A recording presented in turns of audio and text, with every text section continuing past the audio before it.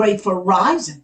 Conyers, Georgia, Rockdale County, Honey Creek Elementary School. Is this a prank gone wrong? Excuse me. Is this a reenactment gone wrong? I'm so used to seeing pranks. Is this a reenactment gone wrong? In Rockdale County at Honey Creek Elementary School in Conyers, Georgia, a social studies teacher was doing what she said was Ruby Bridges reenactment. She put up colored signs and white signs. They call it the segregation era signs. They were placed in common area and over the water fountain. The mother of a 4th and 5th grader at the school talked to the principal, said she was hurt and confused. She went to the media.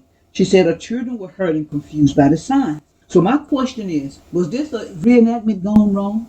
Was it intentional? And my big question I want to ask, but isn't this what black people say they want? If it was a reenactment, it was an accurate reenactment. Isn't that one of the complaints that we have as black people, some of us, that they want to whitewash history? They don't want to present history as it was. If this lady was doing a reenactment, she was presenting history just as it was. So, but isn't this what we say we want? Are we any different from those who want to whitewash to make them look good? Are we any different if we have a problem with this? And she said her 5th and 4th grade were hurt and confused by the signs. Now, my view on that is, if she had been teaching them their history, and I don't know what this woman does, I don't even know this woman, but based on the fact that they were hurt and confused, I'm going to go out on a limb, and I probably don't have to worry about the limb breaking, and say that she hasn't been teaching them their history. See, by the time they're in 4th and 5th grade, they should already know in my opinion, they should already know about the segregation era. They should already know about the signs. But I go back to my question. Isn't this what we say we wanted, black folk? We wanted history presented as history is. See, we can't be cherry picking history and then complain about the white man cherry picking.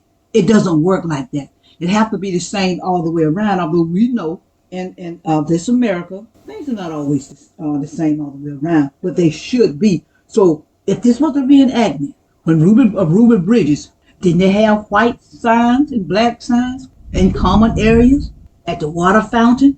But see, a common area is where, everybody congregate pretty much. So you wouldn't have to have, if it was a place where only white people were, or a place where only black people were, in that segregation area, they wouldn't have to have signs up. So the fact that they had the whites only and colors only here and there, that means it was a common area.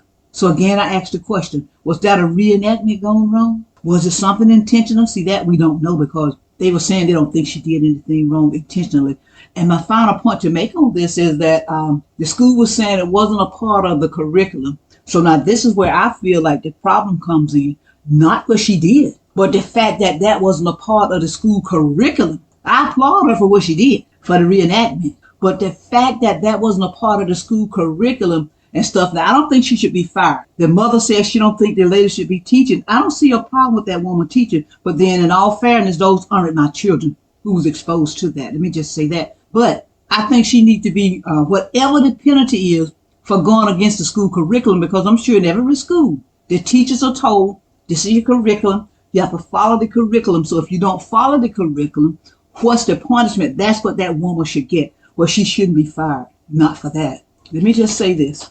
Let's teach our children our history. So when they hear stuff or see stuff, it won't hurt their feelings. They won't be confused. It may hurt sometimes because, even the truth sometimes hurts, but you won't be confused about it. And this thing about, I raised my children not to see color. You may raise your children not to see color, which I don't know how you could do that. Because anybody who tell me they don't see my color, they either a big liar or they big blind. You can't look at me and not see my rich dark chocolate. You just can't do that. And this thing about, I'm not going to teach my child that he's black.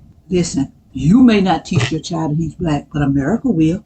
Who would you rather have teach your child who they are? You are America. Black folk, some of you went out of your way to suppress the teaching of our history. Why did you do it? Keep on churning till the butter comes, and be encouraged. Subscribe, comment, like, and share. Support our youth in any way you can. Keep on churning till the butter comes. Albert C. Richardson, a black man, patent the butter churn U.S. patent number 446470, February 17th, 1891. I'm Lily Bayer. I'm just trying to create a dialogue. I leave you with this. If they close my book, you remember my story. A